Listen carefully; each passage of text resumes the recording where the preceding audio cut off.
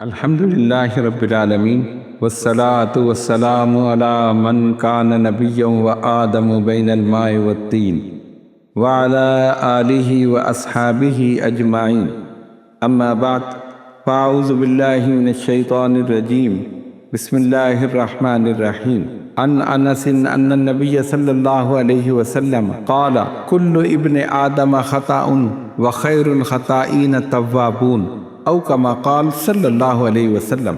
حضرت انس بن مالک رضی اللہ تعالیٰ عنہ روایت کرتے ہیں کہ رسول اللہ صلی اللہ علیہ وسلم نے فرمایا، تمام ابن آدم خطا کار ہیں اور بہترین خطا کار توبہ کرنے والا ہے۔ سنن ترمذی۔ سامعین اکرام، اس حدیث شریف میں نبی پاک علیہ الصلوۃ والسلام نے توبہ کرنے والے کو بہترین خطا کار قرار دیا، یعنی جو شخص توبہ کر لے اللہ تعالیٰ اس کی توبہ کو ضرور قبول فرماتا ہے۔ بتقاضۂ بشریت ہر انسان سے کوئی نہ کوئی گناہ، کوئی خطا یا کوئی لغزش ضرور سرزد ہوتی ہے، کیونکہ بشر ہے تو خطا ممکن ہے، قصداً یا سہواً، جان بوجھ کر یا بھول کر۔ کوئی انسان یہ نہیں کہہ سکتا کہ مجھ سے کوئی خطا یا لغزش نہیں ہوئی، اسی لیے اللہ تعالیٰ نے توبہ کا دروازہ کھول دیا کہ میرے جو بندے گناہ کر بیٹھیں، کوئی خطا کر بیٹھیں تو توبہ کے ذریعے مجھ سے معافی طلب کریں۔ توبہ رجوع اللہ کا بہترین ذریعہ ہے۔ توبہ انسان کو گناہوں سے پاک کرتی ہے، توبہ انسان کو رب کے قریب کرتی ہے، توبہ انسان کے لیے کامیابی کا دروازہ کھولتی ہے، اور توبہ ہی کے ذریعے انسان روحانی اور جسمانی پاکیزگی حاصل کرتا ہے۔ توبہ کرنے والے تو بہت ہیں، لیکن اس پر قائم رہنے والے بہت کم۔ لوگوں کا حال یہ ہے کہ توبہ کرتے ہیں اور پھر توڑ دیتے ہیں، یعنی جس گناہ سے توبہ کرتے ہیں بعد میں اسی کا ارتکاب کرتے ہیں۔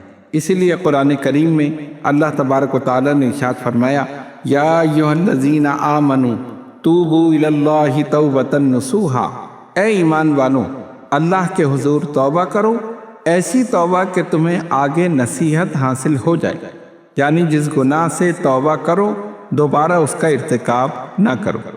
اور حقیقی توبہ یہی ہے کہ انسان جب گناہوں پر نظر کرتے ہوئے اپنے رب کی بارگاہ میں سچے دل سے توبہ کرتا ہے تو رب اس کے گناہوں کو معاف فرما دیتا ہے، اور پھر اس توبہ کے بعد دوبارہ وہ اس گناہ کا ارتکاب نہیں کرتا۔ صحابہ اکرام رضوان اللہ تعالیٰ علیہم اجمعین جب بارگاہ رسالت صلی اللہ علیہ وسلم میں حاضر ہوتے تو حاضر ہو کر توبہ کرتے تو حقیقی توبہ کرتے، یعنی جب انہوں نے نبی آخر الزماں صلی اللہ علیہ وسلم کے دست مبارک پر اسلام قبول کیا تو گزشتہ گناہوں سے تائب ہو گئے، اور ایسے تائب ہوئے کہ پھر ساری زندگی وہ عمل ان سے سرزد نہیں ہوئے، یعنی ان کی زندگی میں ایک انقلاب آ گیا اور وہ اپنے گزشتہ اعمال سے اس طرح تائب ہوئے کہ پھر سچے پکے مومن مسلمان بن گئے۔ اسی توبہ کا ذکر قرآن مجید فرقان حمید میں کیا گیا ہے، اور گناہ گاروں کو ایسی ہی توبہ کرنے کا حکم دیا گیا ہے۔ حقیقت حال بھی یہی ہے کہ اگر ہم اللہ کے حضور اپنی غلطیوں اور کوتاہیوں سے توبہ کرتے رہیں اور دوبارہ وہی عمل کرتے رہیں تو پھر اس توبہ کا کوئی فائدہ نہیں۔ یاد رکھیے، توبہ کی توفیق ملنا بھی بڑی نعمت ہے۔ بہت سے لوگ اس نعمت سے محروم ہیں، یعنی گناہوں میں اتنے ملوث ہو چکے ہیں کہ انہیں توبہ کا خیال بھی نہیں آتا، کیونکہ وہ سمجھتے ہیں کہ ہم نے کوئی غلط کام نہیں کیا، اسی لیے توبہ کی ہمیں ضرورت نہیں۔ حالانکہ غلطی کو غلطی نہ سمجھنا بھی غلطی ہے، گناہ کو گناہ نہ سمجھنا بھی گناہ ہے۔ تو اگر کوئی شخص اپنی غلطی پر نادم ہوتا ہے اور اللہ تعالیٰ کے حضور توبہ کرتا ہے تو آپ سمجھ لیں کہ اس پر اللہ تعالیٰ کا بہت بڑا کرم ہے، اسی لیے اسے توبہ کی توفیق ملی ہے۔ اگر کوئی اپنے گناہ سے توبہ کر لے تو بعد میں اسے ملامت نہیں کرنا چاہیے، کیونکہ عوام کا طریقہ یہ ہے کہ کوئی گناہوں سے تائب ہو جائے پھر بھی اسے طعنے دیتے ہیں کہ تو نے ایسا ایسا کیا تھا۔ حدیث شریف میں اس سے منع کیا گیا ہے۔ نبی پاک علیہ الصلوۃ والسلام کے زمانہ مبارکہ میں ایک شخص نے گناہ کا ارتکاب کیا اور پھر بارگاہ مصطفیٰ صلی اللہ علیہ وسلم میں حاضر ہو کر اس کا اقرار کیا اور سچے دل سے توبہ کی۔ پھر عرض کیا، یا رسول اللہ صلی اللہ علیہ وسلم مجھ پر حد جاری کر دیں، یعنی قرآن نے اس کی جو سزا مقرر کی ہے وہ مجھے دے دیں۔ آپ صلی اللہ علیہ وسلم کے حکم سے اسے سنسار کیا گیا۔ بعد میں کسی شخص نے اس کے متعلق نازیبا کلمہ کہا تو نبی پاک علیہ الصلوۃ والسلام کا چہرہ مبارک سرخ ہوا اور آپ کے چہرہ انور پر ناگواری کے آثار ظاہر ہوئے۔ فرمایا اس نے سچے دل سے توبہ کی ہے، وہ جنتی ہے، اس کے لیے اس قسم کے الفاظ استعمال نہ کرو۔